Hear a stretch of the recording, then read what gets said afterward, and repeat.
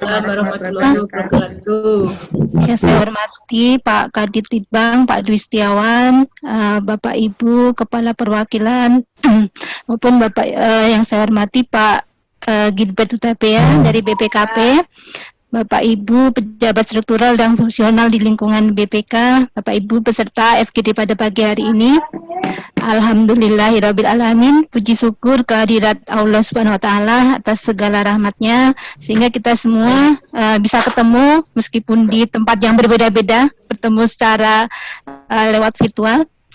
Bapak Ibu sekalian, kegiatan yang kita adakan pada pagi hari ini yaitu FGD nanti dengan narasumber dari BPKP adalah merupakan salah satu bentuk dukungan kami dari Litbang terhadap pemeriksaan yang dilakukan di BPK, terutama pemeriksaan dalam rangka penanggulangan COVID-19.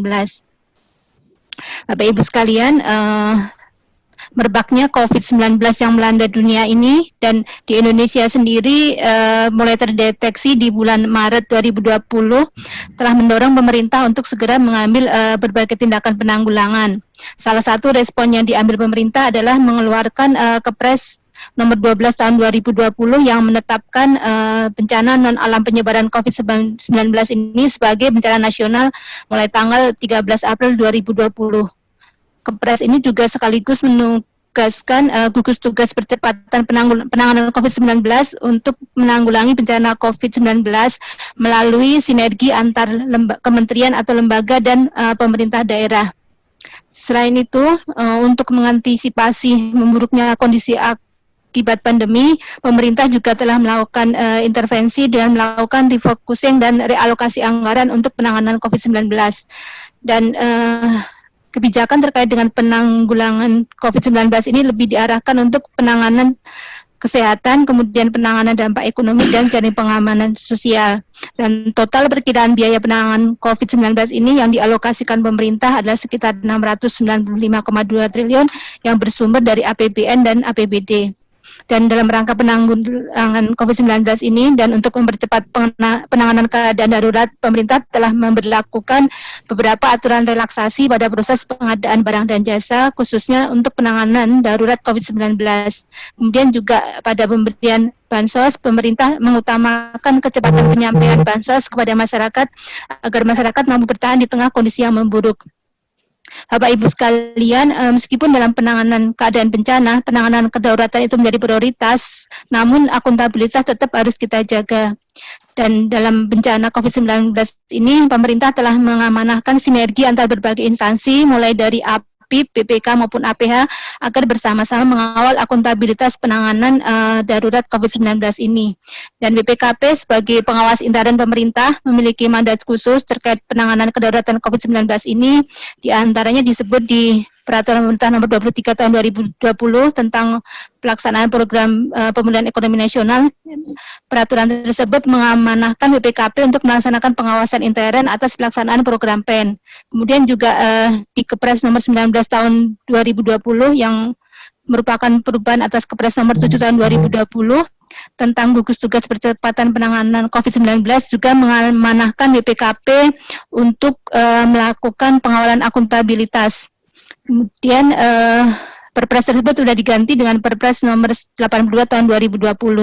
Kemudian juga di Inpres nomor 4 tahun 2020 tentang refocusing kegiatan, realokasi anggaran serta PBJ dalam rangka percepatan penanganan COVID-19 mengamanahkan BPKP untuk melakukan pendampingan dan pengawasan akuntabilitas keuangan negara untuk percepatan penanganan COVID-19. Sementara itu, BPK dalam tata pengelolaan keuangan negara berfungsi sebagai pemeriksa eksternal pemerintah. Akan juga melakukan pemeriksaan terkait penanganan kedaulatan COVID-19 ini. Pemeriksaan dilakukan baik melalui pemeriksaan laporan keuangan, kinerja maupun pemeriksaan dengan tujuan tertentu. Untuk melaksanakan mandat tersebut, maka BPK perlu untuk melihat upaya-upaya pengendalian intern yang telah dilaksanakan pemerintah untuk menjaga stabilitas pengelolaan keuangan negara. Oleh karena itu, penting untuk dijalin sinergi yang baik antar lembaga. Dengan sinergi yang baik antar lembaga ini diharapkan pemerintah akan lebih bekerja lebih baik dalam menangani tantangan dan mengawal agenda bangsa agenda bangsa menuju Indonesia maju. Nah, untuk mendorong pelaksanaan sinergi tersebut, maka kami dari Direktorat Litbang hari ini mengadakan diskusi dengan FGD. Diskusi kali ini kita mengambil tema peran APIP dalam penanganan darurat COVID-19 terkait pengadaan barang dan jasa dan bansos. Jadi fokusnya nanti lebih ke pengadaan barang dan jasa dan bansos. Tujuan dari FGD kali ini adalah agar kita memperoleh informasi dan pemahaman terkait dengan peran APIP khususnya dalam hal ini BPKP dalam menjalankan fungsi pendampingan dan pengawasan atas tata kelola PBJ dan bansos di masa COVID-19. Dari diskusi nanti ini diharapkan ada beberapa hal yang dapat kita peroleh pemahaman, misalnya terkait dengan apa saja sih bentuk pendampingan dan pengawasan yang dilakukan oleh APIP khususnya BPKP dalam tata kelola PBJ dan bansos di masa COVID-19. Kemudian juga kita ingin memperoleh informasi bentuk pengendalian internal PBJ dan bansos yang diterapkan pemerintah di masa COVID. Selain itu juga dari diskusi ini diharapkan dapat diperoleh informasi mengenai parameter pembagian tugas antara Inspektorat dan BPKP dalam review dan audit tujuan tertentu atas tata kelola BBJ di masa COVID-19. Kemudian juga dari diskusi ini diharapkan dapat diperoleh informasi hasil identifikasi proses bisnis utama terkait PBJ dan bansos, terutama yang rentan terjadi penyimpangan di masa COVID-19. Kemudian juga dari diskusi ini diharapkan BPK dapat memperoleh informasi mengenai pelaksanaan audit tujuan tertentu oleh BPKP dan bagaimana mencegah bias antara review yang dilakukan selama proses PBJ dengan post audit terkait dengan audit tujuan tertentu. Kemudian juga kami ingin memperoleh informasi, gambaran dan temuan rekomendasi yang telah diberikan BPKP berdasarkan review dan post audit yang telah dilaksanakan selama ini, baik untuk PBJ maupun bansos dalam rangka penanganan COVID-19. Selain itu, kita juga ingin peroleh informasi untuk sinergi antara auditor internal dan eksternal dalam pemanfaatan laporan hasil pemeriksaan. Bapak narasumber yang saya hormati, perlu saya sampaikan bahwa peserta untuk diskusi kali ini adalah pemeriksa dari perwakilan maupun pemeriksa dari kantor pusat BPK. Hampir seluruh perwakilan di BPK mengirimkan pemeriksanya untuk ikut kegiatan ini. Selain itu juga kegiatan ini kami lakukan streaming dengan melalui channel YouTube. Mudah-mudahan dengan kegiatan ini nantinya dapat memberikan tambahan pemahaman bagi kita mengenai peranan APIP dalam penanggulangan COVID-19 khususnya di bidang PBJ dan pengelola bansos sehingga nanti dapat meningkatkan kualitas hasil pemeriksaan BPK dalam rangka peningkatan akuntabilitas keuangan negara. Bapak Ibu sekalian, sebelum acara inti FGD dimulai, sebelumnya saya persilahkan kepada Pak Kadit Litbang untuk memberikan arahan dan masukan atas kegiatan ini. Kepada Pak Dwi Setiawan, waktu saya persilahkan. Oke, baik, terima kasih Bu Jubet. Bapak Ibu yang saya hormati, Pak Gilbert Utapea, Direktur Pengawasan Sosial dan Bencana BPKP, ini juga hadir ya, Eselon 1 BPK, Ibu Inspektorat Utama, Bu Ida Sundari, Bapak Ibu Kepala Auditorat, Kepala Perwakilan, ya, kemudian juga pejabat fungsional, ini Pak Latif ya, ikut bergabung, seluruh pejabat struktural dan pejabat fungsional, pemeriksa yang saya hormati dan juga saya banggakan.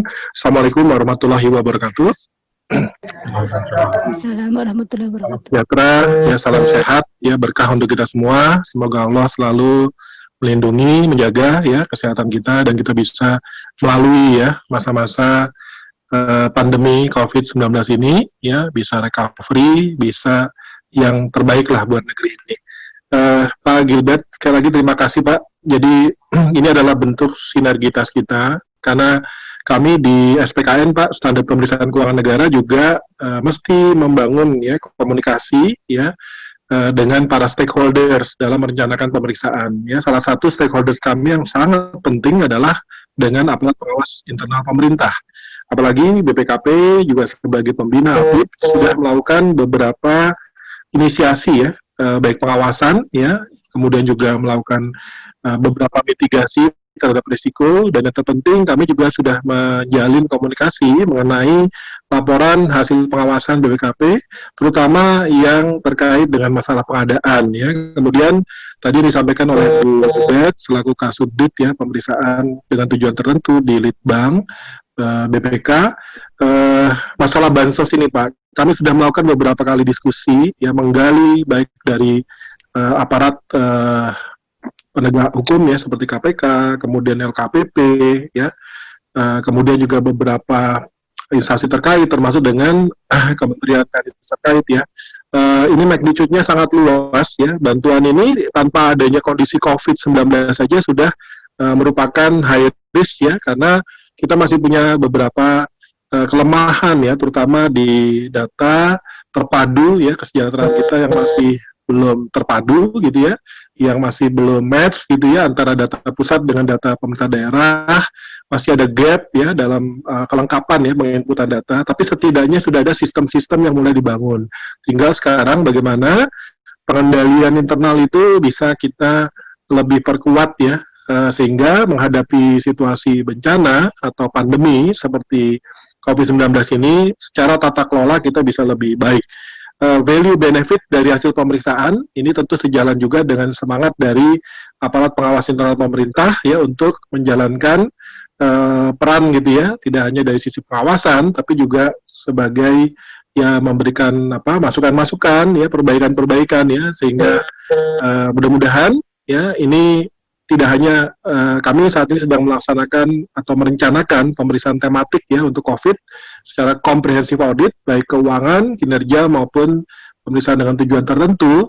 Kita bisa melakukan kesinambungan audit tidak hanya tahun 2020 ini, bahkan kita sudah merencanakan strategi pemeriksaan setidaknya 3 tahun ke depan, karena dampak luas dan uncertainty-nya sangat tinggi, sehingga tidak mungkin hanya diselesaikan dengan 1 tahun pemeriksaan tahun 2020 ini. Mudah-mudahan proses komunikasi, sinergitas dengan APIP akan lebih mengefisienkan dan juga menghasilkan outcome ya, pemeriksaan rekomendasi kita lebih berkualitas. Demikian dari hasil diskusi FGD ya, sharing kita hari ini akan sangat penting untuk memberikan masukan terhadap desain pemeriksaan dan perencanaan pemeriksaan yang melibatkan baik AKN di kantor pusat dan seluruh kantor perwakilan BPK. Hasilnya bisa yang terbaik juga untuk melakukan rekomendasi, memberikan improvement ya kepada pemerintah ya, khususnya dalam perencanaan penanganan COVID-19 ini, baik masa ya masih tanggap darurat ya sampai nanti masa istilahnya rekonstruksi ya dan pemulihan ya, kita harapkan bisa terjadi ya tidak terlalu lama. Demikian, akhirul kalam. Wassalamualaikum warahmatullahi wabarakatuh. Waalaikumsalam warahmatullahi wabarakatuh. Assalamualaikum warahmatullahi wabarakatuh. Silakan Bu Jubed.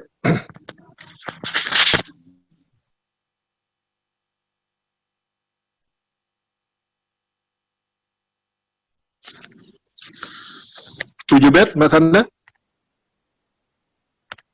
Baik Pak, terima kasih Pak Kadit. Silakan Bu Zubed, sudah? Ya, terima kasih. Oh, tadi kayaknya lost connection, mohon maaf. Ya, terima kasih Pak Kadit atas sambutannya. Mungkin untuk selanjutnya acara FGD ini nanti akan dimoderatori oleh Bu Oktarika Sanda, kasih dari PDTT 2. Untuk selanjutnya Bu Oktarika Sanda siapa? Terima kasih Bu Zubed. Bapak Ibu semua, selamat pagi. Assalamualaikum warahmatullahi wabarakatuh. Waalaikumsalam warahmatullahi wabarakatuh.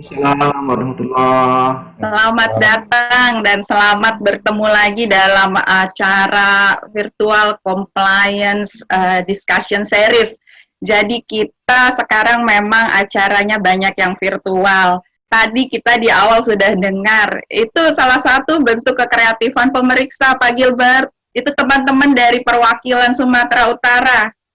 Dari Sumatera Utara itu sudah nggak pulang-pulang Pak, dari mulai corona gonjang-ganjing, sekarang sudah mulai bisa pulang, tapi tugas pemeriksaan sudah menunggu.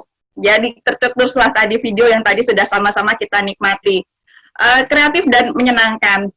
Baik, Bapak Ibu semua, pagi ini kita kedatangan tamu istimewa dari BPKP, yaitu Pak Gilbert Hutapea. Sebelum mulai, izinkan saya untuk membacakan sedikit CV beliau. Pak Gilbert Hutapea ini kelahiran Palembang ya Pak.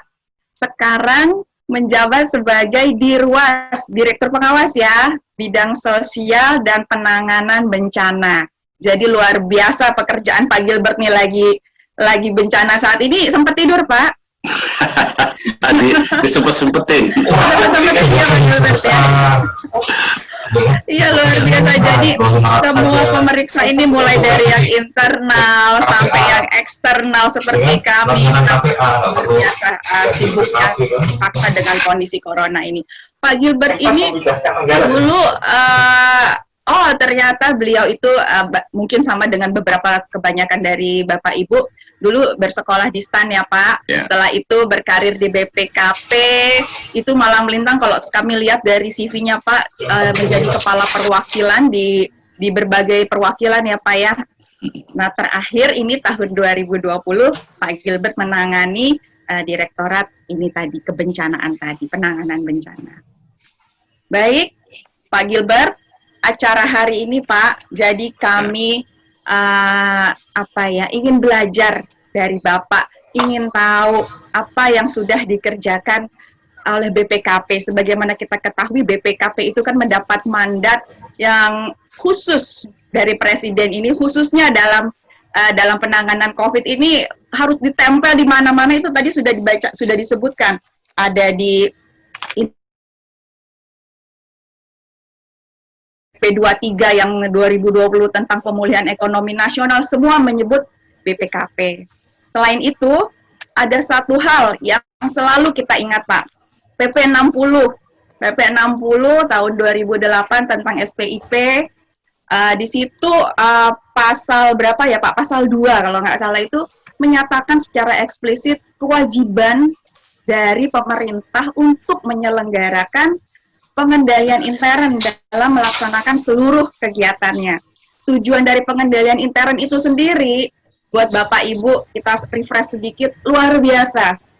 Mulai untuk mencapai efisiensi dan efektivitas kegiatan pemerintah, yang kedua untuk keandalan laporan keuangan, ketiga pengamanan aset, dan yang paling penting lagi yaitu adalah ketaatan terhadap peraturan perundang-undangan. Nah ini Pak, yang salah satunya kita pengen tahu, dalam kondisi yang luar biasa, membingungkan, penuh kepanikan, bagaimana sih Pak pengendalian intern yang ada di pemerintah nih menghadapi ini? Sempat nggak pemerintah ini memasang pengendalian intern untuk memitigasi hal-hal yang tadi? Pak Presiden sendiri sudah wanti-wanti. Kita yang sebagai pemeriksa kolaborasi internal, eksternal sampai APH. Ini keadaannya di luar kenormalan, maka kolaborasinya juga mungkin harus di luar kenormalan. Nah, seperti apa nih nanti? Pak Presiden juga bilang, kita yang meriksa, yang mengawasi tidak boleh menyebarkan ketakutan. Nanti pemerintah yang sudah jalan, sudah pusing, takut pula dengan kita. Tetapi di satu sisi Presiden mengingatkan, gigit kalau yang ada mens reanya. Ada niat jahat, gigit yang kuat. Seperti Undang-Undang Tipikor juga menyatakan, satu-satunya yang diancam dengan hukuman mati itu adalah korupsi pada keadaan bencana, salah satunya. Nah itu Pak, kurang lebih latar belakangnya. Nah terus kita ingin tahu bagaimana sinergi Bapak juga, termasuk Bapak juga kan sebagai kalau boleh dibilang BPKP ini koordinatornya dari inspektorat. Jadi bagaimana sinerginya BPKP dengan inspektorat? Mana yang diperiksa oleh BPKP misalnya, mana yang diperiksa oleh inspektorat. Nah, kurang lebih seperti itu Pak Gilbert. Silakan Pak Gilbert, waktu dan tempatnya untuk pemaparan dari Bapak. Terima kasih Bapak Ibu, mari sama-sama kita saksikan pemaparan dari Pak Gilbert Hutapea dari BPKP. Silakan. Baik, terima kasih. Selamat pagi. Assalamualaikum warahmatullahi wabarakatuh. Waalaikumsalam warahmatullahi wabarakatuh. Salam sejahtera untuk kita semua. Pertama-tama tentu masih dalam hari ulang tahun kemerdekaan, saya hendak menyampaikan Dirgahayu Republik Indonesia dengan usia yang 75. Kita yang hidup zaman now ini, di hari kemerdekaan ini, ternyata tidak bisa merdeka dalam bertindak, dalam melakukan pekerjaan ya, dengan kehidupan kenormalan yang baru ini. Dan juga saya ingin juga menyampaikan ucapan selamat tahun baru 1 Muharram untuk rekan-rekan yang beragama Islam yang baru saja kita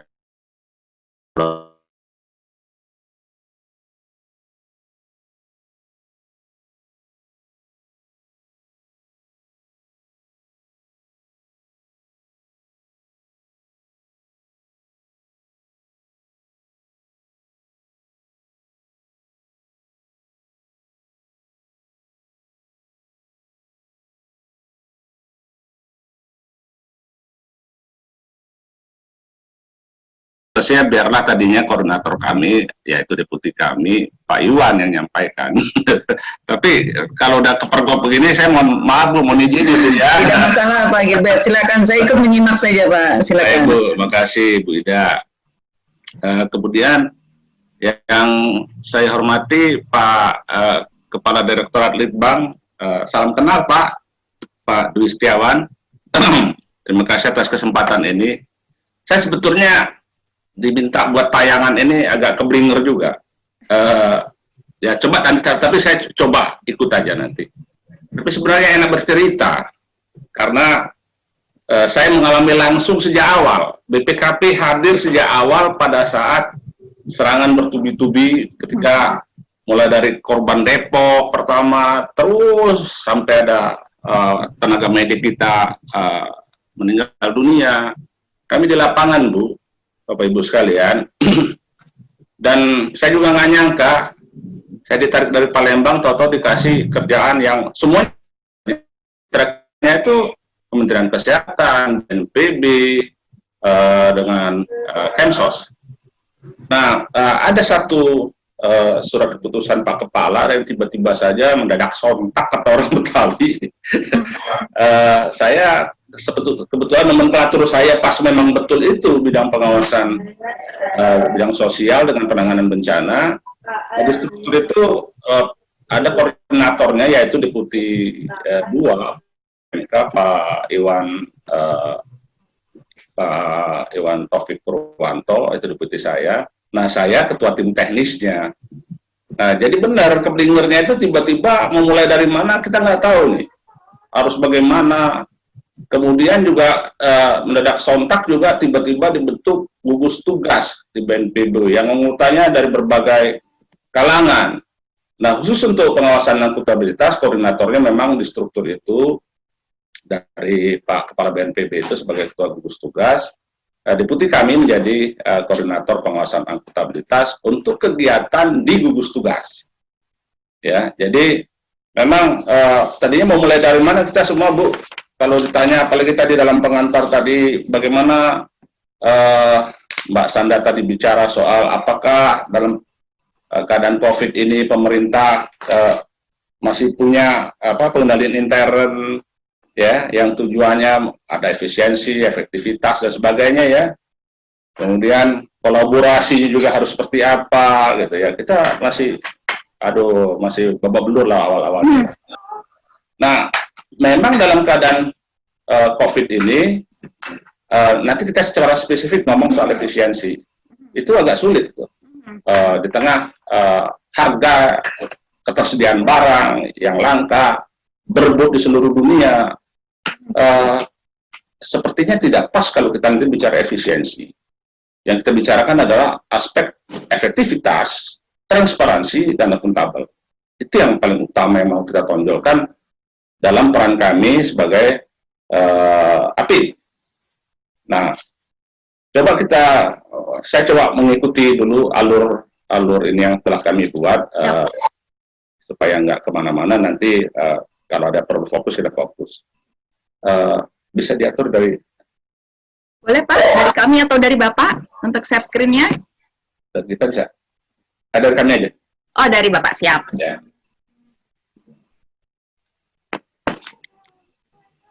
Ada, ya cepat. Oke, belum muncul ya. Saya membuat sesuai dengan KAK yang diminta oleh Pak Yustiawan. Ya mungkin tidak terlalu memuaskan, saya juga tahu, sadar diri, tapi sementara nggak apa-apa saya buat dulu, nanti untuk pendalaman.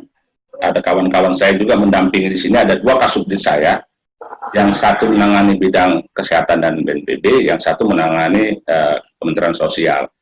Jadi namanya juga kita diskusi, nggak ada benar salah, tetapi dalam hal ini saya tahu banget di KAK itu teman-teman dari BPK ingin mendapat pemahaman yang mendalam tentang peran APIP, terutama di sini ya, apa yang sudah kami lakukan. Tentu saya juga berpikir BPK nanti bisa melihat dari apa yang sudah dilakukan oleh APIP. Tentunya nanti untuk perencanaan ke depan dalam rangka melakukan pemeriksaan, BPK mungkin bisa mengambil poin-poin atau angle-angle yang lebih spesifik gitu. Halo. Aman Bapak masih? Jadi saya hilang, Bu. Oh. Baik, lanjut aja captionnya. Terus. Kamu jangan main HP. Oke. Itu sih. Udah pindah halaman ini? Itu masih judul. Coba lihat di agendanya. Terus lanjut, next aja. Nah, sip. Nah, terus agenda. Agenda sebelumnya. Oke. Ini dibuat oleh teman-teman saya ada 9 sesuai dengan KAK. Saya lihat ini agak pas-pasan aja, sementara biarkan aja karena nanti kalau ini lebih banyak yang ngomong mungkin nanti teman-teman kurang enjoy ya. Mungkin yang perlu nanti justru discuss-nya gitu. Baik, ini ada 9. Jadi, oke, langsung masuk pendahuluan. Lanjut. Nah, ini tadi udah disampaikan juga oleh Ibu Zubaid bahwa pada saat ada bencana ini, kita terutama yang belum pernah sama sekali ini bencana non-alam, terutama serangan pandemi virus. Kalau bencana alam, BNPB sudah punya cara-cara mitigasi yang cepat. Gitu. Tetapi begitu kita menghadapi serangan ini, sejak dari Cina kemarin masuk ke Indonesia, nah ini coba bayangkan ya, yang pertama itu bikin bahwa itu bencana untuk nasional itu BNPB, belum presiden loh, BNPB. Itu kalau kita lihat tuh di bulan tanggal 28 kalau nggak salah 28 Januari itu yang pertama itu dinyatakan oleh Pak Doni nasional. Kemudian ini diperpanjang 29 Februari sampai 29 Mei ya. Itu masih dari B, kemudian baru nanti ada Kepres tadi yang sebagaimana disampaikan bulan April itu Kepres 12 berlaku 13 April. Sampai kapan? Kalau boleh secepatnya Ibu ya, Bapak Ibu sekalian. Kita kan juga grogi banget nih kerja di tengah pandemi COVID ini. Sampai batas waktu yang belum ditentukan. Tetapi mudah-mudahan vaksin sudah bisa dimanfaatkan oleh bangsa kita, kemudian ada obat, kemungkinan kita berharap secepatnya itu Kepres ini dibatalkan. Ini bencana non-alam, dinyatakan bencana non-alam atas wabah serangan COVID. Tentu berdampak sangat buruk, terutama kita menyaksikan sendiri bagaimana bergelimpangan korban jiwa dan ketakutan kita sendiri langsung WFH semua. Kantor semua WFH, bergilir-gilir juga. Kami juga barusan juga mengalami hal serupa. Mulai hari ini kita sudah mulai masuk lagi. Nah, tetapi yang paling penting bagaimana soal negara mengatasi ini dengan kekuatan keuangannya. Itu yang jadi seberapa besar diperlukan, rencana kebutuhan apa saja untuk mengatasi ini, nggak ada yang tahu.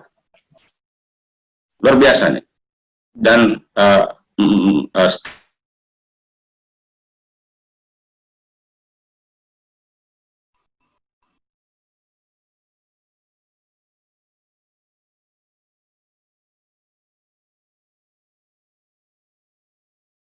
Mohon maaf Pak Gilbert, terputus ini suaranya. Mohon maaf Pak Gilbert, apakah mendengar kami? Mohon maaf Bapak Ibu sebentar, kami coba kontak Pak Gilbertnya ya. Pak Gilbert, sebentar saya coba kontak melalui. halo, Ya, siap. Terputus Pak tadi Pak. oh terputus. Iya. Terputus sedikit sampai tadi kita sendiri tidak bisa memprediksi apa aja yang dibutuhkan, kurang lebih seperti Betul, itu betul. Pak Gilbert. Oke. Baik, Bu Sanda. Tak satu pun yang tahu kita harus bagaimana, butuhnya apa, berapa uang yang diperlukan, kemana saja ini digunakan, untuk apa saja, kita belum tahu sama sekali. Jadi pada awal-awal itu seperti itu, inilah bencana yang luar biasa. Saya pikir lanjut aja dulu tayangannya. Nah, itu sekitar bencana, nggak perlu terlalu panjang. Lanjut, next. Dan Pak lihat ini, tadi juga udah disampaikan 695,2 T, ya. Nah ini kalau dari APBD koordinasi kami dengan Kementerian Dalam Negeri ada sekitar 71 triliun lebih. Kemudian dari donasi masyarakat yang masuk itu, ini udah kami audit nih, donasi ini udah kami audit, sampai dengan pada saat audit itu sekitar 155 miliar, di antaranya donasi dari dalam negeri 50,8 miliar, dari luar negeri 104,6 miliar. Jadi segitu banyaknya uang yang diperlukan. Tapi apakah ini akan menyelesaikan semua persoalan? Nah inilah, disinilah perlunya kita sama-sama mengawal ini, semua uang-uang ini. Kalau sudah terhambur 495, tapi masih babak belur, kita nggak tahu lagi kita harus seperti apa. Ini yang paling penting ini. Bagaimana uang 695,2 triliun di luar tadi donasi, ini bisa dimanfaatkan sebaik-baiknya untuk tujuan. Kita orientasinya tujuan. Apa sih tujuannya? Penanganan COVID ini? Ya terutama selama vaksin belum diperoleh, selama obat belum ditemukan, kita bisa tetap bekerja dengan nyaman gitu loh. Itu yang paling penting. Makanya nanti biaya-biaya katakanlah untuk kesehatan, untuk perlindungan sosial, apakah benar-benar mau direalisasikan sebesar 8,87 misalnya triliun, perlindungan sosial 203 triliun, apa nanti lebih baik kepada peningkatan ekonomi, khususnya mengembangkan UMKM supaya bergulir roda perekonomian. Itu jadi masalah juga, jadi pemikiran juga. Oleh karena itu, kami waktu melaksanakan kegiatan-kegiatan, entah pengawalan, entah pendampingan, pengawasan lah ya, baik itu consulting maupun assurance, itu kita mencoba melihat apakah memang harus sebesar itu. Gitu. Itu nanti kita bisa temukan bagaimana hasil-hasil audit kami. Kami sudah lakukan juga audit, post audit, selain kami melakukan bimbingan dan konsultasi dan pendampingan. Lanjut.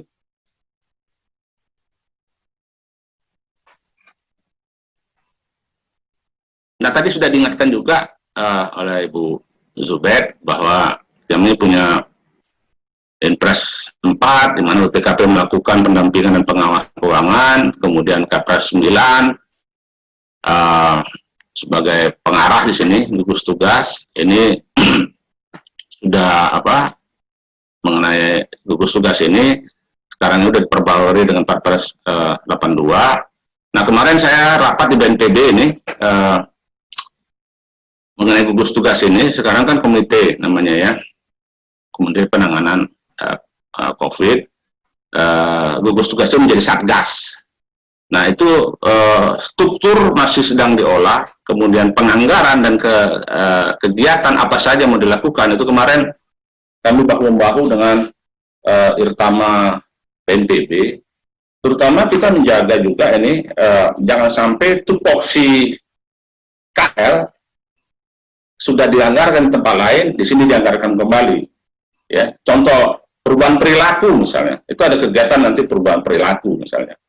Itu apa sih kegiatan itu? Ada edukasi, ada semacam-macam penyuluhan itu. Nah, bagaimana dengan Kominfo? Kita coba sandingkan ke sana.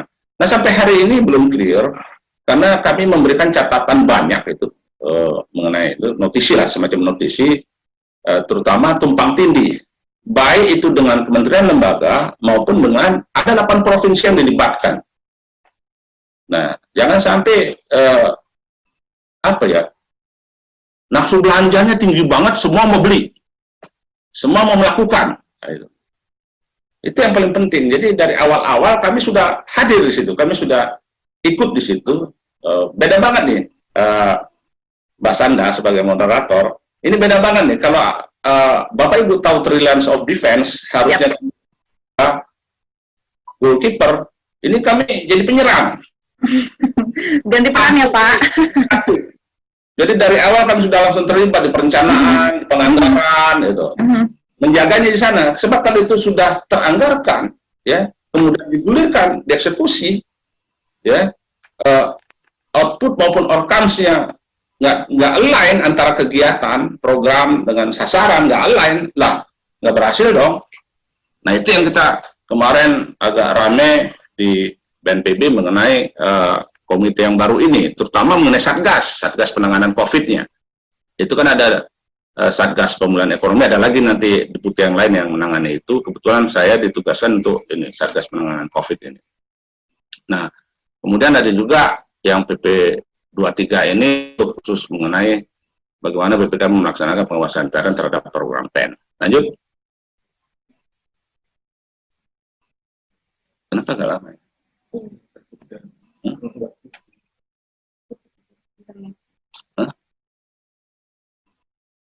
Nah, ini kita masuk coba begini. Sekarang sesuai dengan KAK, fokusnya pada tata kelola PBJ dan Bansos. Lanjut.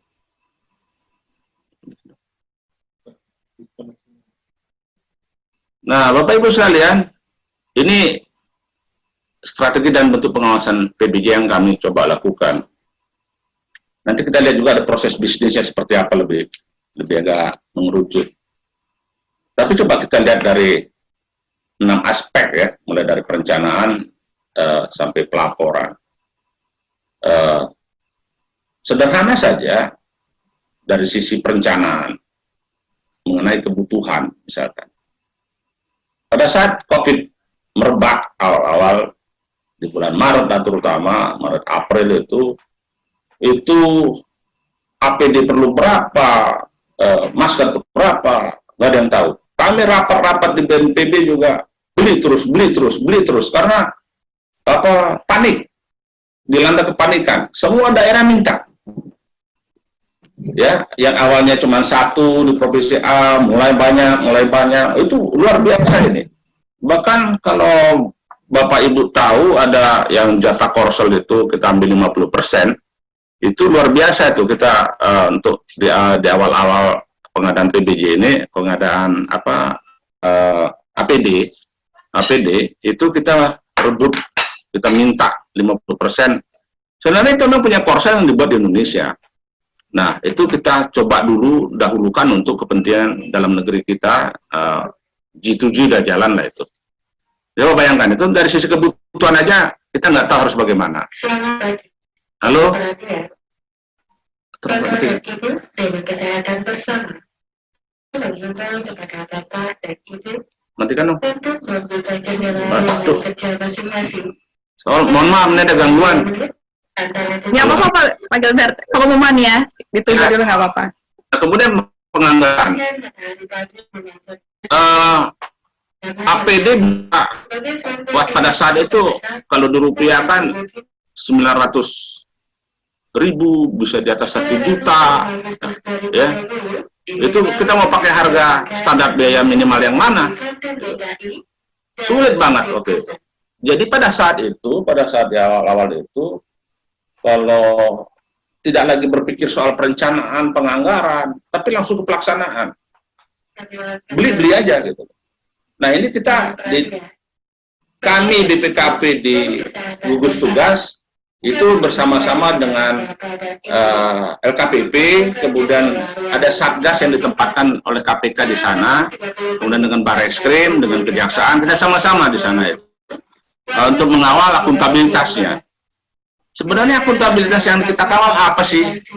Apa iya pada saat panik begitu kita minta langsung melakukan pengadaan barang jasa sebagaimana Perpres 16 misalkan, ya tahapan-tahapannya harus dilalui? Enggak.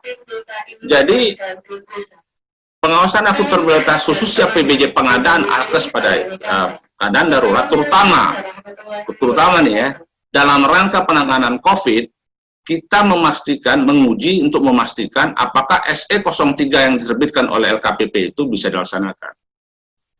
Kunci cuma di situ. Kan di sana nggak perlu ada kontrak dulu, penting tunjuk dulu, ya kan ya. Kalau bisa yang sudah biasa melakukan itu, yang pasti barangnya ada dan mereka sanggup delivery ke tujuan, ke end user. Lainnya itu memang SE 03 juga relaksasi banget itu ya. Dan itu tetapi tetap akuntabilitas. Setelah itu dilaksanakan, baru semua dokumen-dokumen yang diperlukan itu dilengkapi. Jadi di awal-awal strateginya itu tidak bisa kita langsung bagaimana penganggarannya, perencanaan ini sambil jalan menggunakan dana siap pakai. Ada yang BNPB beli langsung, ada yang Kemkes. Nanti saya cerita ada sekitar 5 ST kami yang kita sudah melakukan audit di pengadaan PBJ ini. Kemudian dari pembayaran tidak atas BASD. Ini kadang yang pembayarannya minta 100% di depan loh waktu itu. Ada uang, barang ada. Karena mereka berebut. Mereka juga naruh uang di luar negeri gitu. Nah, jadi betul-betul akuntabilitas pada saat terjadinya atau pelaksanaan atau eksekusi pengadaan barang jasa itu sangat minimal, sangat minimal. Yang penting barangnya ada dulu dan bisa dikirim langsung, gitu. Kemudian, tetapi disampaikan juga bahwa kewajiban penyedia jasa itu harus begini nantinya, PPK harus begini nantinya, harus lengkapi semua dokumennya. Nah, kita awal-awalnya itu kita coba melakukan mitigasi risiko, apa sih yang akan muncul. Nah, itu bentuk pengawalan kami bisa dengan bimbingan konsultasi. Kita biasa rapat ini sering banget rapat nih, baik di Kementerian Kesehatan maupun di BNPB. Karena Bapak Ibu harus juga saya informasikan bahwa di BNPB itu ada PPK, di Kementerian Kesehatan juga ada PPK untuk PBJ alkes ini. Jadi ada 2 tempat yang punya PPK. Nah, itu selalu kita dilibatkan dalam rapat-rapat. Tentu pertanyaannya, apakah BPKP ikut serta untuk menentukan harga? Ya enggak lah, itu manajemen punya dengan LKPP lah di sana. Kalau kita memastikan aja apa-apa yang diperlukan, ya, terutama dari dokumentasi, kemudian kalau kementerian akuntabilitas lainnya. Nah, itu sekilas mengenai strategi dan bentuk pengawasan PBJ. Lalu berikutnya, lanjut. Bansos sama juga di awal-awal itu. Waktu Pak Presiden memastikan ada bantuan sosial tunai, BST, kemudian khusus untuk Jabodetabek ada bansos sembako.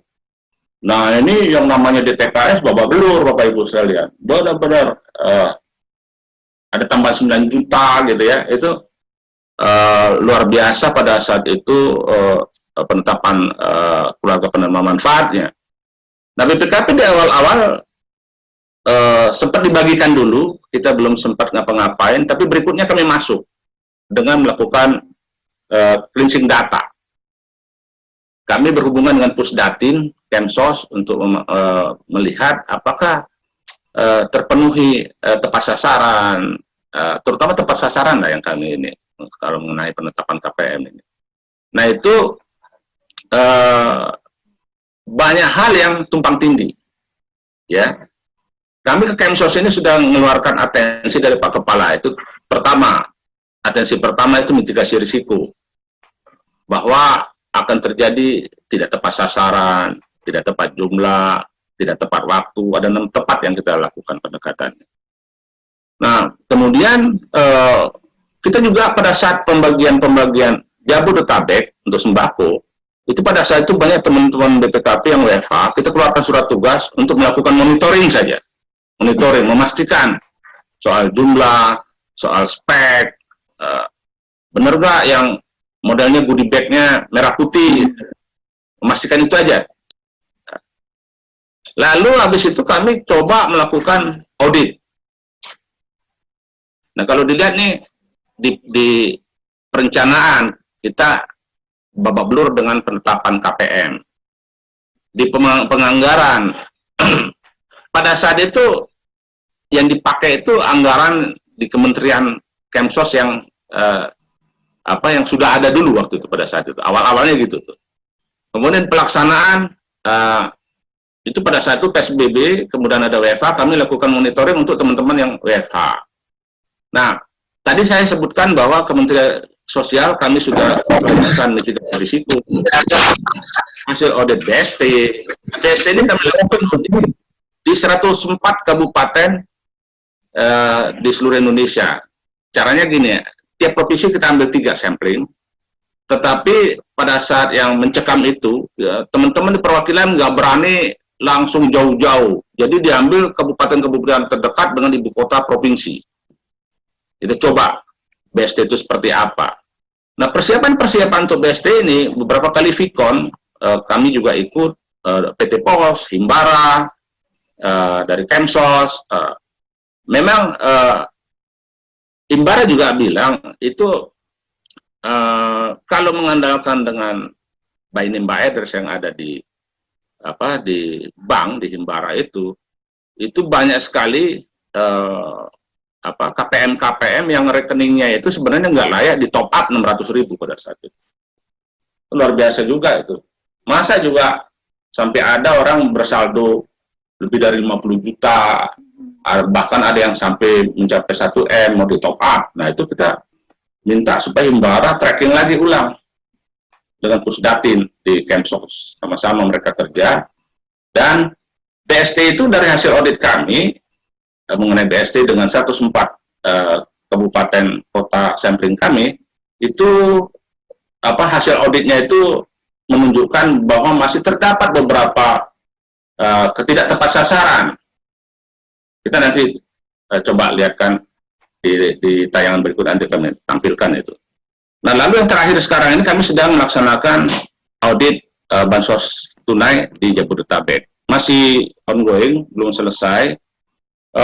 Luar biasa banyaknya penyaluran ini. Kami cuman sampai mampunya tahap pertamanya kita lakukan audit tujuan tertentu untuk penyaluran tahap 1, tahap 2, tahap 3. Baru itu yang kepegang sekarang ini dengan kemampuan keterbatasan auditor kami. Bisa lanjut? Lanjut aja.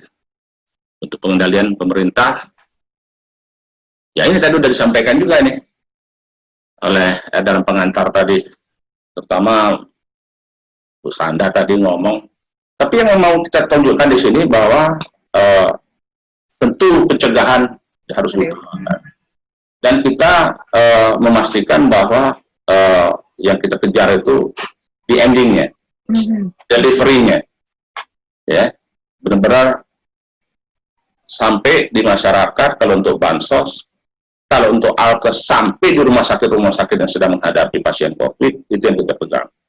Nah, soal pencegahan ini harus diutamakan ya kita sekuat tenaga berbahu-membahu dengan berkolaborasi dengan semua apip yang terlibat pada saat dilakukan pengadaan. Di langkah implementasinya seperti itu. Pak Presiden minta pencegahan harus utamakan.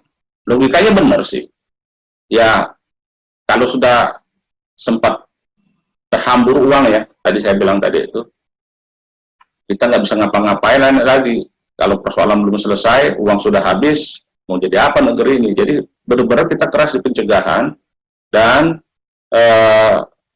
Pak Presiden minta teman-teman dari APH lah misalkan, itu nanti dulu deh, jangan langsung main hukum ya istilahnya, jangan menebarkan ketakutan, jangan menggigit bahasa ininya kan ya.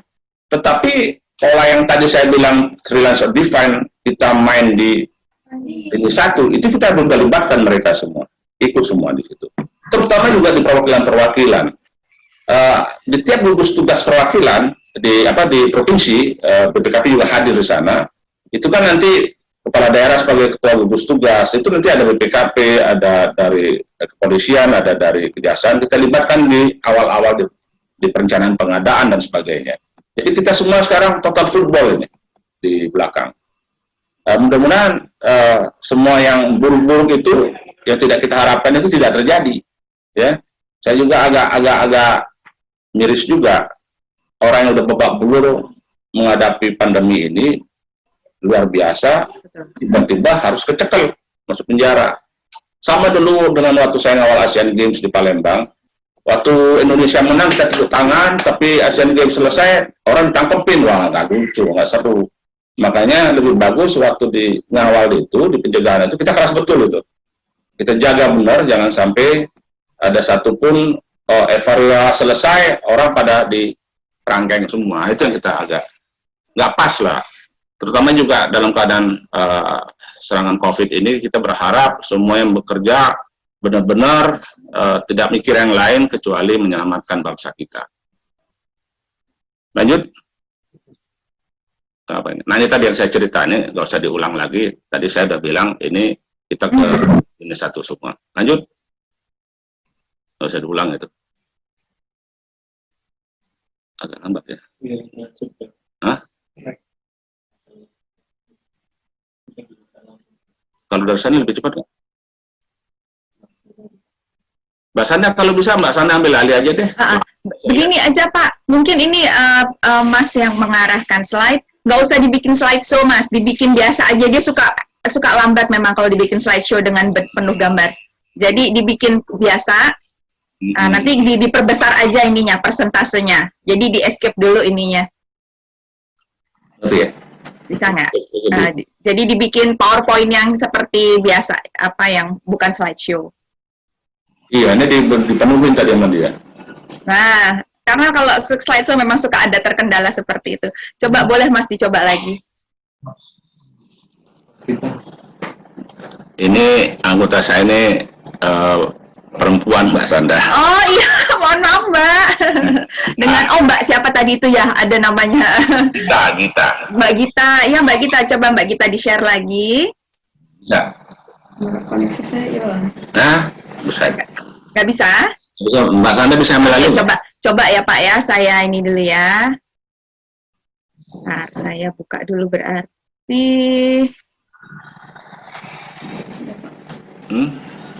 Coba panitia aja dengan Mas. Ini kayaknya sudah bisa, coba. Oh bisa, coba.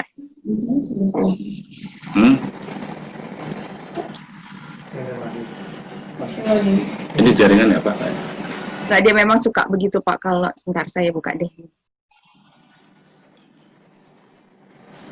Bentar, saya coba share screen ya.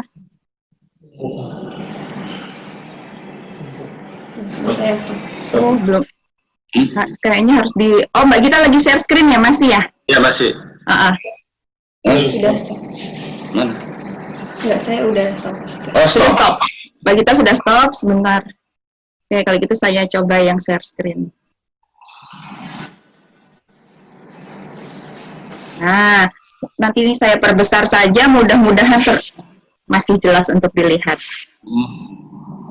Kita sampai mana? Kita tadi sampai sini ya Pak ya. Setelah 3 lines of defense. Nah ini ya Pak ya. Layer ini ya. Oh ini kan tadi kita lewat. Nah ini ya berarti sinergi antar lembaga ya Pak. Oke, ya oke. Jadi ini tadi pengetahuan pencegahan kebocoran uang negara, kemudian ada sinergi. Intinya gini lah, dalam penanganan COVID ini nggak ada yang bisa ngerjain sendiri. Nggak ada yang satu lembaga merasa hebat sendiri, bisa ngerjain sendiri. Disinilah kita bisa melihat bahwa apa yang diidam-idamkan di era 4.0 katanya harus kolaborasi, itu dipercepat semua sekarang. Semua dipercepat. Jadi nggak nunggu lagi era-era 4.0, era pandemi ini sudah maju semua. Jadi sinergi sangat, itu is a must, harus benar-benar bahu-membahu. Di sinilah kegotong royangan itu perlu. Bagaimana satu keahlian itu mendukung keahlian lainnya, terutama kalau dalam pengawasan antara APIP, kemudian BPKP sendiri, APIP Kementerian Lembaga di pusat, APIP di daerah, itu kami di perwakilan juga terus-menerus dengan APIP daerah membantu gugus tugas daerah ya, terutama di perencanaan pengadaan kegiatan yang harus diperlukan untuk mengatasi daerahnya. Spesifik, ada yang serangan pandemiknya luar biasa, bertubi-tubi. Contoh saat ini Jawa Timur itu babak belur, tapi ada daerah-daerah lain pasti nggak seheboh yang serangan pandemiknya luar biasa. Tetapi sekali lagi sinergi itu perlu. Diperlukan saat ini sangat betul-betul diperlukan. Nah, oke, lanjut. Untuk perwakilan BPKP sendiri itu ada MOU dengan kejaksaan. Jadi Pak Kepala perintahkan di sini. Pak Kepala BPKP dengan Jaksa Agung, kemudian dengan KPK, pernah juga ada satu sikon. Ada juga Menteri Dalam Negeri, ada Kapolri di situ. Itu juga ngomong soal sinergi, ngomong soal kolaborasi. Di daerah demikian juga kita perwakilan mengadakan MOU dan kejaksaan. Artinya kejaksaan juga turun dengan tidak langsung pitsus gitu loh. Tapi dari Intel bisa masuk atau Jamdatun bisa masuk untuk membantu kegiatan-kegiatan yang berkolaborasi ini. Nah, Bapak Ibu perlu ketahui juga bagaimana pengendalian kegiatan-kegiatan perwakilan itu setiap minggu Pak Kepala melakukan meeting Zoom dengan seluruh perwakilan. Biasanya itu dulu Jumat, sekarang lebih banyak di hari Senin. Kenapa? Biasanya itu suka ada ratas dengan Presiden pagi-pagi. Nah, siang harinya itu langsung dideliver ke perwakilan. Perintah-perintah Pak Kepala. Kemudian perwakilan menanggapi itu dengan semua APIP di wilayah kerja mereka. Dilanjutkan. Apa-apa yang kita harus lakukan. Itu setiap minggu loh, setiap minggu. Jadi kami sendiri di sini sebagai ketua tim teknis di sini bukan saja berhadapan dengan kegiatan-kegiatan dengan mitra kami di luar, tetapi juga menyiapkan bahan-bahan itu di internal kami. Apa yang harus dilakukan oleh perwakilan-perwakilan gitu. Nah, perwakilan juga secara aktif juga melapor ke Kepala BPKP dalam vikon-vikon itu secara spesifik, tapi tidak semua ya. Kendala apa yang dihadapi. Contoh saja nih yang paling gamblang ini ya, pada saat awal-awal penyaluran APD dan masker N95 itu kita dapat data di sini, berangkat Hercules kemana gitu ya, kita langsung hubungi perwakilan harus memastikan barang itu datang, tiba di tempat, dan tidak disimpan di gudang, langsung dibagikan ke end user. Karena itu kan kedaruratan COVID, bukan asal-asal darurat. Jadi benar-benar kalau nggak ada itu, tenaga medis nggak bisa jalan.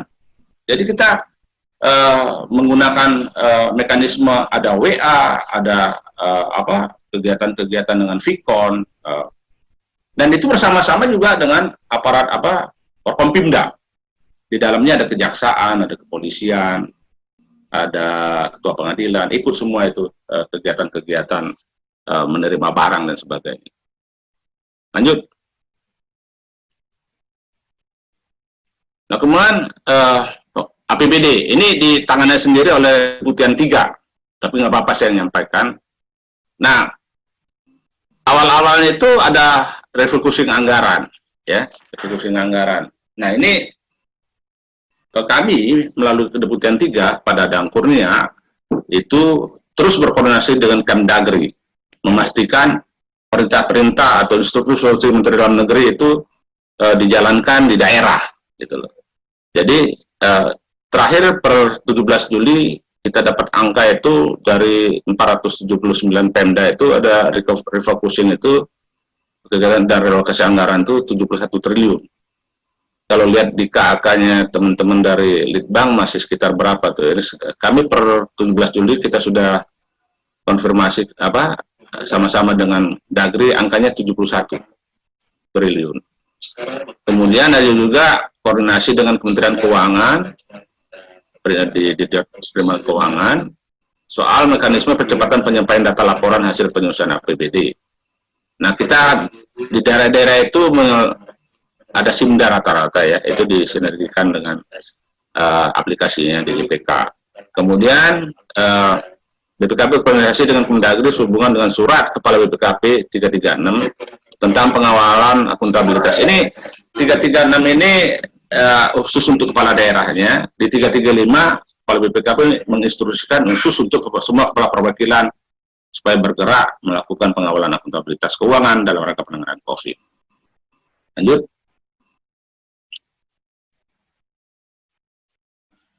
Bapak Ibu sekalian, tindak lanjut kebijakan yang ada sekarang ini berdasarkan mandat yang diberikan kepada kami. Bapak Ibu bisa lihat di sini ada beberapa yang sudah dikeluarkan dari oleh Kepala BPKP. Tapi saya mau katakan bahwa khusus untuk refocusing kita sudah keluar dengan tata cara review oleh APIP mengenai refocusing anggaran itu dengan SE nomor 5. Kemudian SE nomor 6 tentang tata cara review APIP atas pengadaan barang jasa. Nah, ini unik ini. SE nomor 6 ini setelah SE nomor 3 LKPP keluar tanggal 20 Maret, kita undang Kepala LKPP diskusi sama kita di sini. Kan itu relaksasinya banyak hal yang perlu kita tanyakan. Contohnya pada saat itu ada tuntutan dibayar 100% di muka. Itu di mana dikatakan di SE itu? Nah, itu kita coba diskusikan di sana dan mengacu merefer pada SE 03 itu kita buatkan SE 06 dari Kepala BPKP SE nomor 6 untuk tata cara review APIP atas pengadaan barang jasa. Sangat sederhana. Jadi intinya kami melakukan pengujian untuk memastikan SE 03 itu berjalan. Sebenarnya itu. Nah, kemudian terakhir bagaimana kami juga mengeluarkan SE 12 mengenai audit ya. Audit PBJ dalam rangka penanganan COVID. Baik, bisa lanjut. Ini nggak usah lah, ini tadi cuma sekedar aja bahwa LKPP juga terlibat diskusi sama kita. Habis diskusi di kantor kita, Vicon dengan seluruh perwakilan dipimpin oleh Kepala BPKP, Kepala LKPP menyajikan pointers mengenai SE 03. Perbedaannya dengan Perlem nomor 13. Jadi kalau Perlem nomor 13 bicara kedaruratan, secara keseluruhan, tapi kalau 03 bicara penanganan COVID. Khusus ya Pak? Khusus langsung. Jadi pengadaan-pengadaan alkes, katakanlah PCR misalkan ya, pada saat itu diperlukan macam-macam almatkes, obat-obatan, itu benar-benar sudah ada pasien, sudah ada orang terpapar ya, untuk mengatasi itu, benar-benar untuk mengatasi itu. Jadi tolong dibedakan. Jadi kedaruratannya itu udah kedaruratan yang luar biasa yang 03. Tetapi kalau kita bicara masih artinya gini, kedaruratan itu kalau itu nggak segera ada nyawa melayang, ada korban, ya. Nah, tapi Kalau Perlem 13 itu durasi darurat sebagaimana perintah Kepres tadi yang belum tahu sampai batas mana, masih bisa kita merencanakan kegiatan-kegiatan nggak seperti kita ketika menghadapi pasien yang sedang sekarat gitu loh. Itu bedanya. Lanjut. Pengelolaan bansos. Nah, ini tadi saya sudah sampaikan, ini ada pemantauan, kemudian ada video conference, kemudian ada video conference lagi tahun 23, kemudian audit BST di 33 provinsi dengan sampling 3 kabupaten per total 104 kabupaten. Kemudian Menteri datang juga ke kami diskusi bersama-sama kami di kantor mengenai atensi yang kita kirimkan. Karena kita bicara masih terdapat irisan-irisan, kita bikin diagram frame. Irisan-irisan yang penerima ini dapat lagi ini, kemudian ada data yang invalid, invalid, kita sampaikan ke dia, terus kepada beliau, beliau diskusi kepada kita. Nah, hasil diskusi itu, Bapak Ibu sekalian, Kemsos sudah menindaklanjuti dengan mengeluarkan satu surat kepada kepala daerah, itu yang tanda tangan sekjennya. Saya nggak sampaikan di sini, tapi sudah langsung ditindaklanjuti. Intinya apa? Diminta semua daerah melakukan updating data. Ya. Jadi pengertiannya gini, pemahamannya gini. Data miskin, data orang miskin atau DTKS itu Kemsos itu hanya mengelola. Data ownernya itu Pemda. Jadi yang melakukan updating itu harusnya Pemda. Oleh karena itu Sekjen mengeluarkan surat itu kepada seluruh kepala daerah agar dinas sosialnya melakukan updating. Untuk apa? Agar penyaluran bantuan berikutnya sudah semakin lebih tepat sasaran. Datanya itu kita sampaikan, kita bekerja sama Pusdatin, tinggal daerah mau apa enggak melakukan updatingnya itu. Nah, tapi dulu ogah-ogahan ya, kalau sekarang kita pastikan sekitar 497 kabupaten kota itu sudah melakukan updating data. Nanti silakan dikonfirmasi.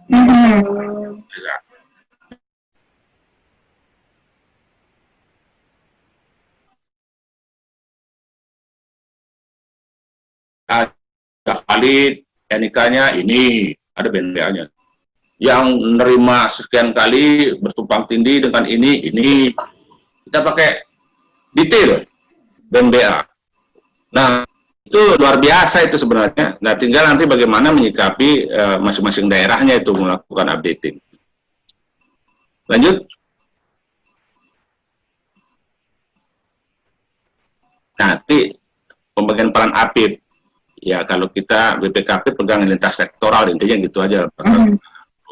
Secara sederhana aja, yang bersinggungan dengan kebenaran umum negara, penugasan presiden, itu lintas sektoral, udah pasti lah berasal PP 60, BPKP diberikan mandat untuk masuk. Itu aja. Nah, ini tadi proses bisnis dengan risiko. Oke, ini lebih detail ya, agak lebih detail. Tadi kita saya sampaikan, kalau lihat proses bisnis, di perencanaan, ada dari kebutuhan, analisa ketersediaan sumber daya, penetapan cara pengadaan, kemudian di pelaksanaan ada penerbitan macam-macam surat, gitu ya. Ini kan proses bisnis yang penanganan COVID ini yang kita bicara kalau ini dijalankan, insya Allah akuntabilitasnya terpenuhi lah gitu. Kira-kira seperti itulah kalau mau bahasa sederhananya. Apakah kontrak? Iya perlu, tapi mungkin tidak pada saat eksekusi, ya. Kontrak di belakangan. Terima, tetapi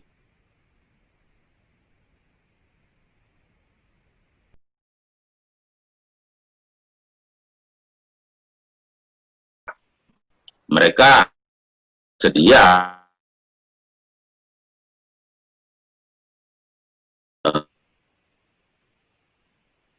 bahwa jadi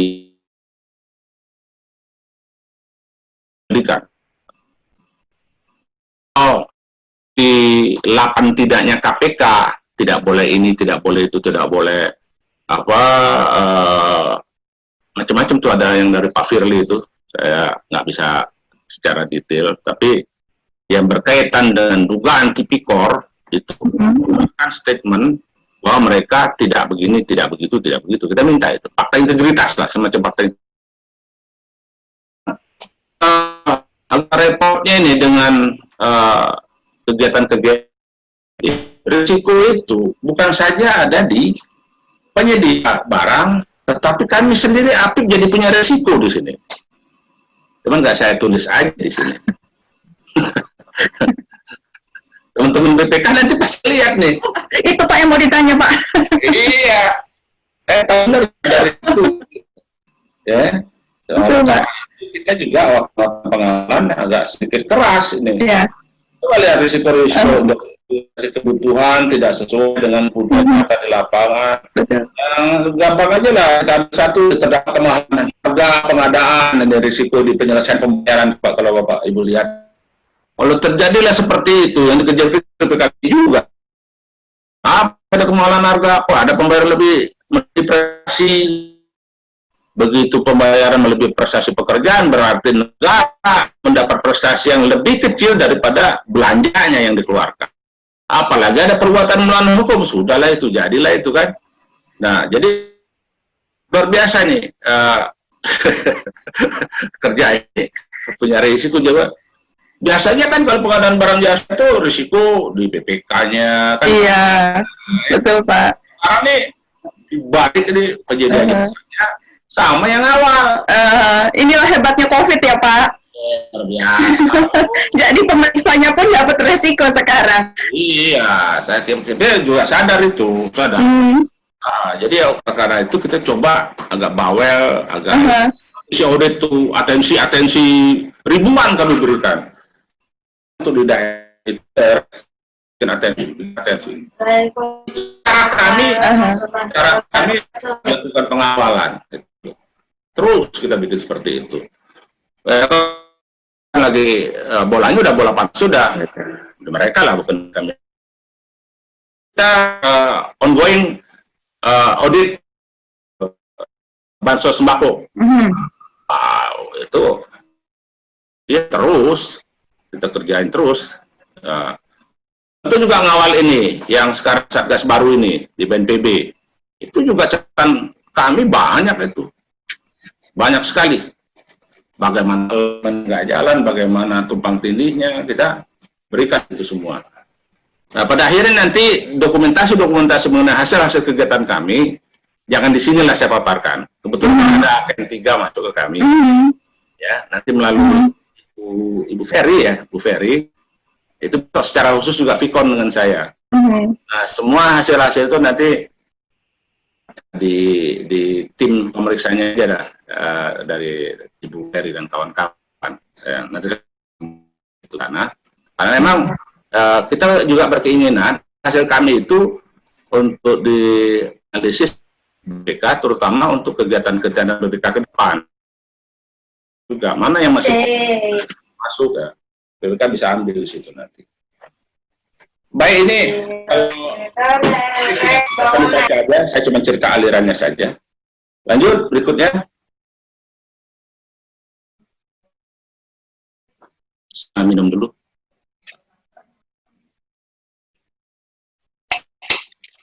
Khusus apa?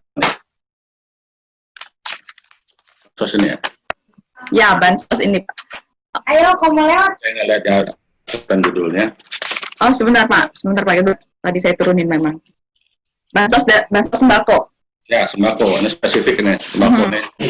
Nah, ini hanya beberapa tempat yang dapat sembako, terutama di daerah Jabodetabek. Ini di perencanaan itu usulan APM itu, ini agak berat, ini apa ya? Jadi semua kepengen ngusulin, ya. Kemudian ada yang berpikir DTKS itu bisa digunakan, gitu ya. Ternyata Bapak Ibu coba kita mengulangi kembali waktu awal-awal dilakukan penyaluran antara Gubernur Jakarta dengan Bansos Presiden, itu kan heboh itu, heboh, ya. Terutama cuma sekian orang, ya. Belum lagi speknya. Beda antara DKI dengan Presiden, dari spek juga beda. Nah, itu sebenarnya apa sih masalahnya? Ya memang data. KPR-nya itu. Nah, itulah kami, itu tadi saya katakan, pada saat penyaluran pertama kami belum berapa-apa. Tapi berikutnya kita coba melakukan pemadanan, cleansing. Kita minta data dari, khususnya kalau sembako ini, dari teman kami perwakilan Jawa Barat, perwakilan DKI, perwakilan Banten, kita minta mereka melakukan. Jadi kita turunkan perwakilan kita melakukan cleansing data bersama Pemda-Pemdanya itu, diadu dengan DTKS yang ada. Gitu. Itu hasil-hasilnya dilaporkan tersendiri kepada masing-masing kepala daerah oleh kepala perwakilan. Gitu. Nah, kompilasinya kita ambil di sini, kita serahkan ke Pusdatin untuk memastikan. Tetapi jangan salah ya, jadi ada pemahaman agak keliru juga, seolah-olah BPKP ini pemegang data. Jadi banyak instansi nanya ke kami data-data ini.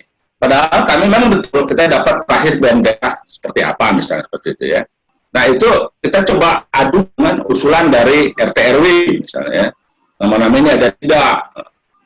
Nah selisih-selisihnya itu yang kita laporkan ke kepala daerah masing-masing maupun ke Pusdatin, ke Kemsos, bahwa Anda untuk menyalurkan berikutnya penyaluran kedua, Anda harus perbaiki dulu ini. Ini ada perbedaan-perbedaan. Nanti ada yang nggak tercatat, usulan RW nggak dimasukkan, kemudian di DTKS ada yang sudah dapat bansos lainnya, gitu. Itu semua laporan kami itu bukan langsung bersih begitu.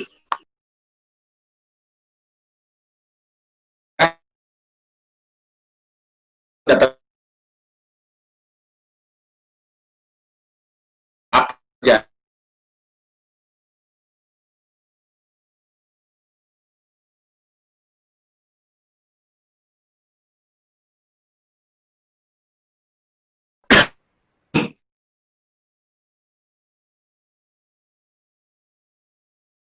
Diproses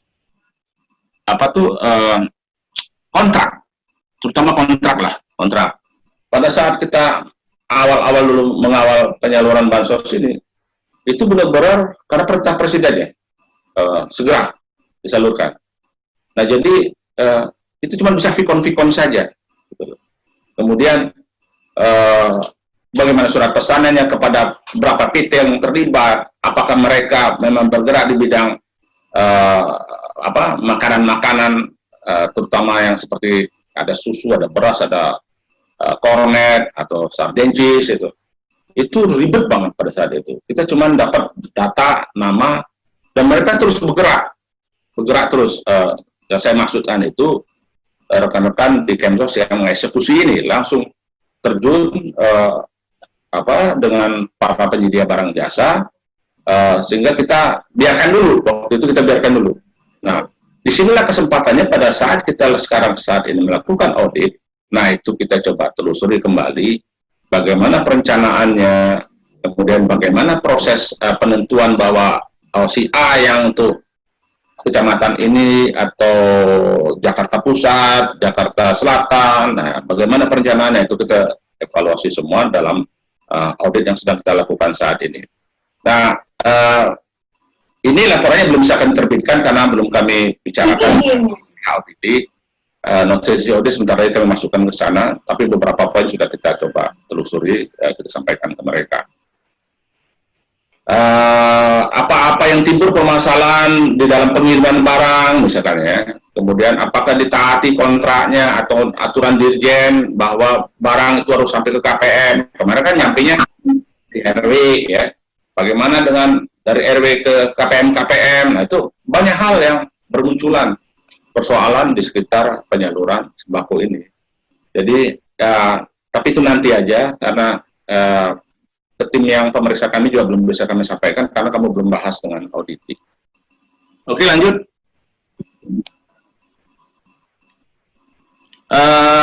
Ini ya, tidak tepat sasaran. Bantuan yang tidak layak diterima oleh KPM, tidak layak diberi bantuan. Para BPKP kesel banget dengan hal ini.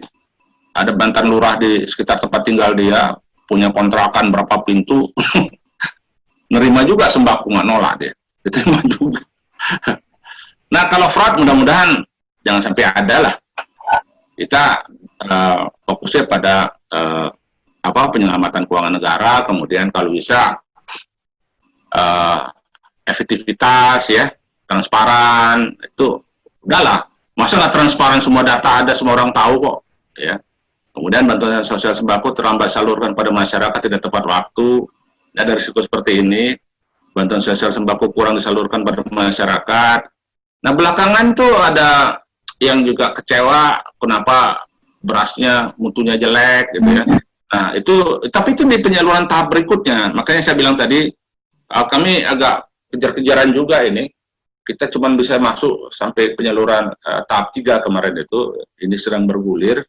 Untuk tahap 4, tahap 5, tahap 6, sekarang udah tahap 7, itu mungkin berikutnya lah.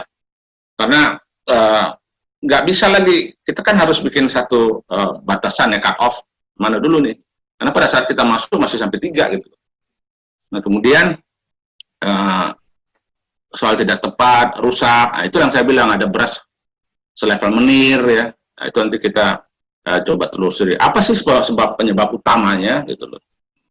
Apakah memang penyedia barangnya itu tidak komit, tidak taat dengan kontrak, itu bisa saja terjadi ya, atau dia subkon lagi, bisa saja terjadi seperti itu. Itu yang sedang kita gumuli sekarang ini, kita belum bisa bicara banyak. Lanjut.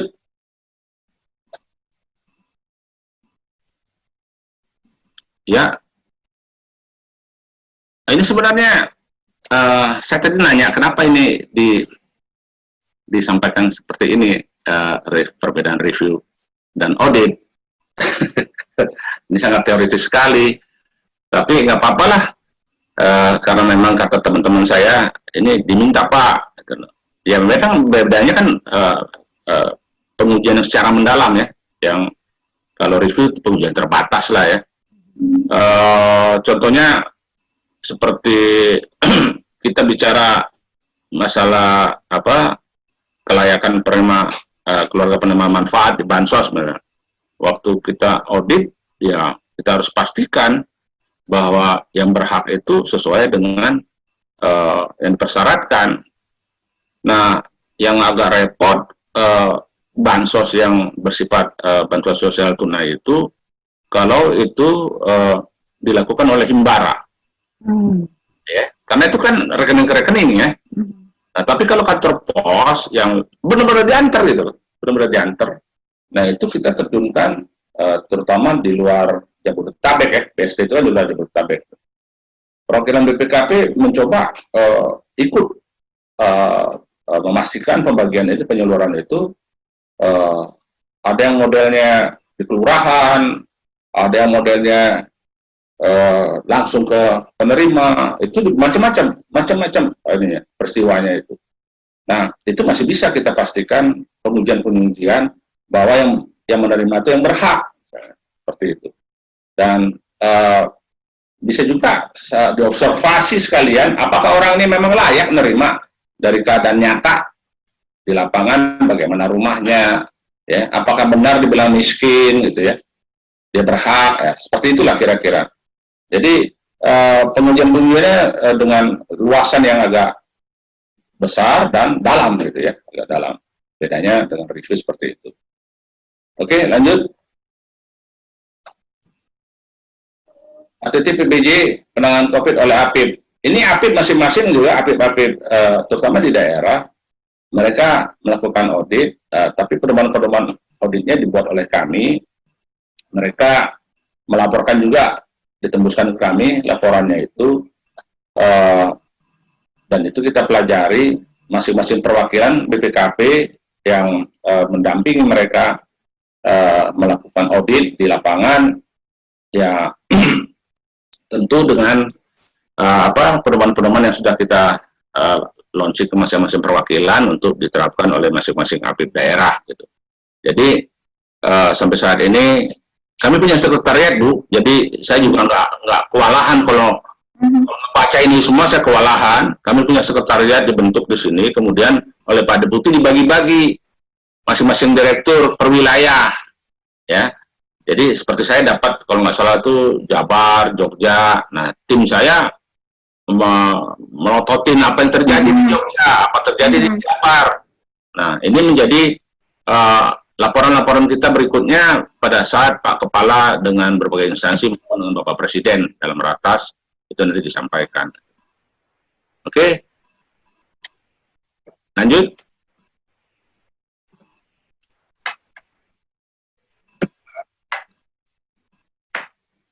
Ya, nah ini coba, aduh, nggak kelihatan. Ini salah satu, saya ringkas saja. BLTDD ya? Oh, BLTDD. Ini yang dilakukan oleh Deputi 3 bersama perwakilan-perwakilan. Ini dilakukan audit tujuan tertentu juga untuk ini BLTDD ya? Ya, BLTDD. Ini samplingnya itu 392 desa. Sekitar 2,43%. Ini benar-benar didatangi nih. Sekitar 362 desa. Lingkup yang diaudit itu 14.886 desa. Atau kalau dengan 85 kabupaten kota. Dengan berapa Pak? Mohon maaf, ekivalen berapa kabupaten kota Pak? 85. Oh, 85. Ya, ya, ini di sampling masing-masing. Jadi kalau tadi pendekatan kami yang BST, itu pendekatannya itu provinsi ya. Ya. Provinsi kita ambil sampling 3 kabupaten. Kalau yang BLTDD ini dia nggak melihat itu, dia langsung Desa. ambil desa Ya. desa di 85 kabupaten kota. Ya. Kita tahu jumlah desa itu 74.000 sekian ya, 953 ya. Ya kebetulan waktu itu seskudesnya tim saya yang bikin waktu itu. Saja kita hafal, ingat banget. Ringkasan hasil pengawasan ini, bantuan langsung tunai ini, contohnya ini ke tempat sasaran. Masih ada juga temuan-temuan yang masalah ketepatan sasaran. Terdapat KPM penerima BLTD yang terdaftar sebagai penerima PKH atau kartu sembako, ya kan? Terdapat data KPM ganda identik. Kemudian terdapat KPM penerima BLTDD yang tidak berasal dari keluarga miskin. Terdapat data NIK KPM BLTDD yang tidak valid. Itu dari ketidaktepat sasaran. Rekomendasi ini masing-masing perwakilan sudah menyurati kepala daerahnya. Rekomendasinya sudah dibuatkan, dan ini masing-masing kepala perwakilan bikin laporannya ini ditujukan kepada masing-masing kepala daerah untuk ditindaklanjuti. Nah, soal tindak lanjutnya ini ya saya belum bisa tampilkan di sini, agak belum saya dapat datanya mana saja yang sudah menindaklanjuti, provinsi mana atau desa mana, kabupaten mana yang sudah menindaklanjuti. Itu nanti data itu bisa lebih lanjut, saya minta nanti dari Deputian 3 untuk menyerahkan ke tim AKN 3 yang ada di BPKP. Tetapi kira-kira begini lah bentuknya. Masih ada ketidaktepat sasaran, ketepatan waktu, ketepatan jumlah, masih gitu loh. Artinya belum clean, ya, belum clean banget. Jadi padahal kita udah bulak-balik itu minta supaya diupdate, di tracking lagi gitu. Jangan sampai ada kembaran-kembaran seperti dia penerima PKH, kartu sembako, kok masih nerima lagi BLTDD? Itu kan sebenarnya BLTDD itu the last gitu loh. Iya. Kalau yang lain-lain udah dapat, ini masih ada masyarakat belum dapat. Nah, dia dapat dari situ. Sebenarnya itu gitu. Ya. Kalau soal tumpang tindih, satu orang dapat 2 kali nggak masalah. Yang kita jaga itu jangan sampai ada yang nggak dapat. Jadi kan tujuan penanganan bansosnya jangan ada orang mati karena kelaparan, bukan karena COVID. Jadi itu yang kita mau jaga sebenarnya. Oleh karena itu kita bolak-balik di Kemsos melalui Pusdatin, bahkan Menteri udah datang, kita bilang data ini yang harus diperbaiki, gitu. Tapi nyatanya dengan BLTDD di daerah masih terdapat seperti ini. Nah, tapi ada beberapa pemerintah daerah, terutama selain BLTDD kan juga ada Bansos Pemda, itu ditangani juga oleh kami melalui Kedeputian 3 ya. Itu juga Pak Gubernur juga ada juga yang benar-benar dengan BPKP terus-menerus. Bukan saya. Dulu jangan dibagikan dulu. Sampai bersih dulu, baru nanti Pemda. Habis Pemda baru desa. Ada yang komitmennya bagus seperti itu. Tapi ada yang babak belur, inilah contohnya. Ini hasil-hasilnya. Kira-kira. Ya, jadi kita bisa lanjut. Nanti tinggal dibaca aja. Detailnya saya janji, ya bukan janji, memang itu kewajiban kami nanti nyampaikan ke AKN 3. Nanti bisa dibagi. Nah, dari hasil audit itu juga ada pendanaan dan penyusunan APBD. Nah, kita Boleh. penyusunan APBD gitu loh. Pada saat kita audit ya. Nah, rekomendasinya sudah kita berikan juga gitu. Atensinya sudah kita berikan. Tindak lanjut, sebagaimana saya sampaikan nanti kita coba telusuri lebih lanjut. Ya, terus hasil pengawas BPK dan atensi rekomendasi BPKP memfinalisasi draft ya. BPKP melakukan update aplikasi Siskudes. Nah, Siskudes ini disesuaikan dengan adanya kegiatan untuk pembagian BLTDD itu. Kemudian melakukan kompilasi hasil audit atas BLTDD. Ini sudah dilakukan oleh Kedeputian 3 dan sudah disampaikan ke masing-masing kepala daerah apa aja atensi-atensi yang perlu dilakukan oleh kepala daerah untuk kegiatan dana desa yang digunakan sebagai jaring pengaman sosial. Kemudian ini secara khusus saya mau sampaikan ada sekitar 1000-an. Bentar ya, saya lihat dulu. Itu atensi atau rekomendasi yang kita telah sampaikan itu sampai saat ini khusus mengenai kesehatan Almakes itu sudah sampai sekitar 508 atensi atau rekomendasi yang kita berikan di seluruh Indonesia, baik kita di sini maupun di daerah-daerah. Kemudian untuk jaring pengaman sosial Bansos itu sampai 1112. Jadi memang itu dikejar oleh Pak Kepala BPKP ke semua kepala perwakilan. Identifikasi permasalahannya, bantu Pemda, segera berikan atensi. Nah itu Pak Kepala nunggu itu saja atensi diberikan oleh kepala daerah, dia bisa menilai performa kepala perwakilan. Alhamdulillah. Dari giat penanganan COVID ini, Pak Kepala punya rapor di situ. Seberapa banyak atensi yang diberikan dan apakah betul-betul memberikan solusi, ya. Jadi kan kalau APIP ini kan dua aja gendangnya itu. Satu early warning, satu the bottlenecking kan. Kita paling itulah yang kita harus jaga. Soal teori GRS, governance-nya gimana gitu, risk-nya gimana gitu ya. Itu oke lah, itu teori. Tetapi sebenarnya kalau dalam kegiatan penanganan COVID ini yang perlu kita jaga itu adalah early warning. Jangan sampai duit terhambur, jangan sampai tidak tepat sasaran, early warning itu. Makanya atensi ini ribuan gitu loh. Dan itu benar-benar Pak Kepala nguji. Ya, Kepala BPKP mungkin kenal dengan Gubernur A atau Bupati B, dia tanya itu. Diuji betul itu. Nah, betul Pak, bagaimana Bapak lakukan? Apa tindak lanjutnya? Dikejar ke Bapak Kepala melalui hubungan-hubungan ininya beliau ya, jejaring beliau. Nah, the bottlenecking juga, apa sih masalahnya, apa hambatannya? Kok lambat sekali pembagian dan penyalurannya? Itu kita kejar, itu ada atensi-atensi dari kepala perwakilan di daerah.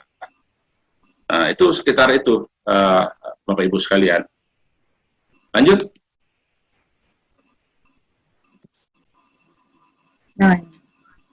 terkait PBJ, ini terutama begini, kalau PBJ, kalau saya bicarain di sini dulu lah, di pusat ini. Saya udah, oke. Baik, PBJ terutama mengenai yang paling banyak itu di bidang kesehatan ya, kalau kita bicara ini. BPKP sudah mengeluarkan 5 surat tugas ini. Semuanya ada tujuan tertentu.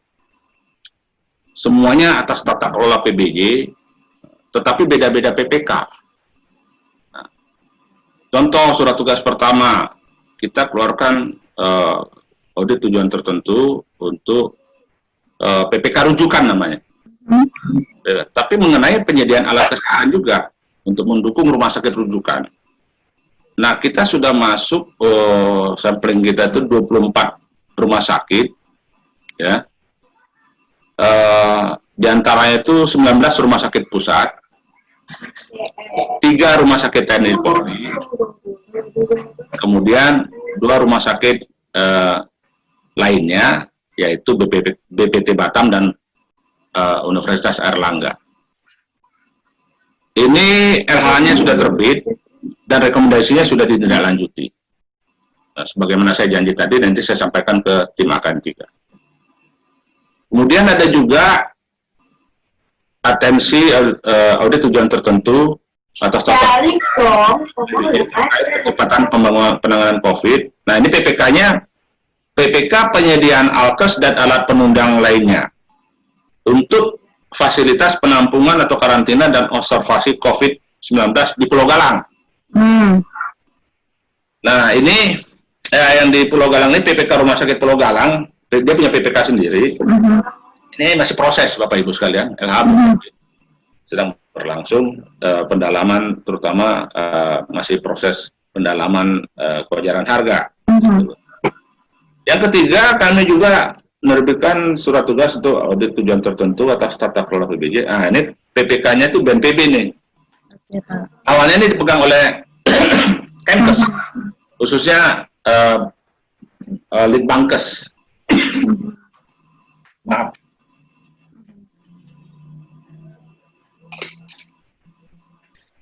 Ini pengadaan PCR. LH-nya belum terbit. Ini lagi sedang dilakukan pendalaman masalah PCR ini.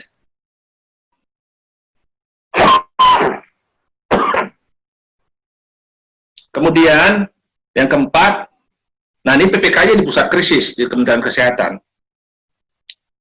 Ini atas juga, terutama kalau nggak salah APD sama masker, laporannya udah terbit ini. Tapi rekomendasinya belum tuntas. Ada yang keberatan. Oh gitu Pak. Enak aja katanya, saya udah lelah nih. Sudah menyediakan APD dan masker luar biasa nyarinya ini. Nah, masalahnya nilai uangnya juga besar. Kalau ini Kemudian tata kelola, tata kelola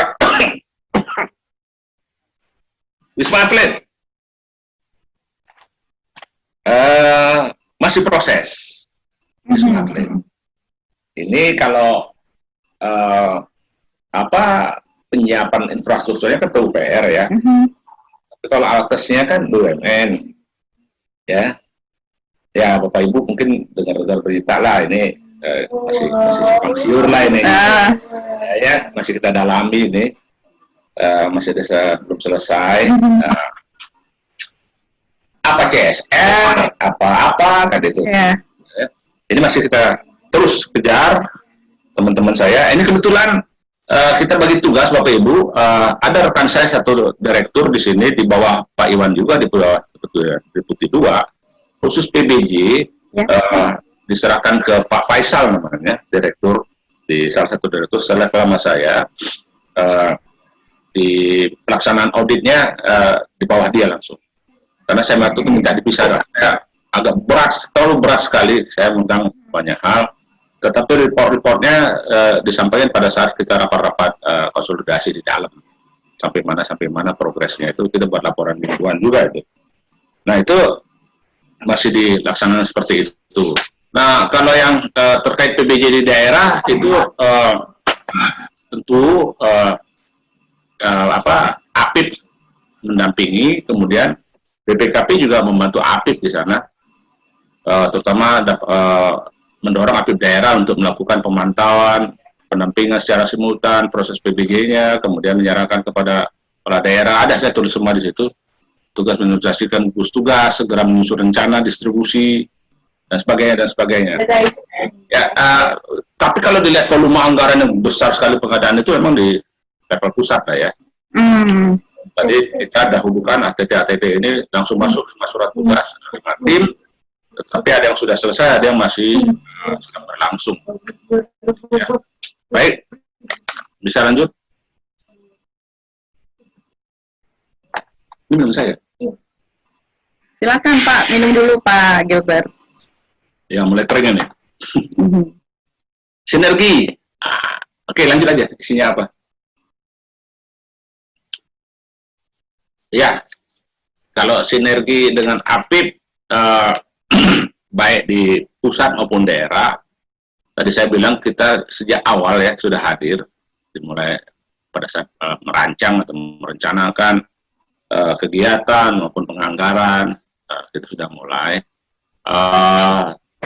Tapi yang event-event yang dibuat, ya di mana kepala BPKP juga hadir gitu ya, dengan Vicon, ada yang juga pernah rapat di Kemenko, di masing-masing kementerian terkait, tentu itu didampingi oleh masing-masing irjen atau irtama bersangkutan.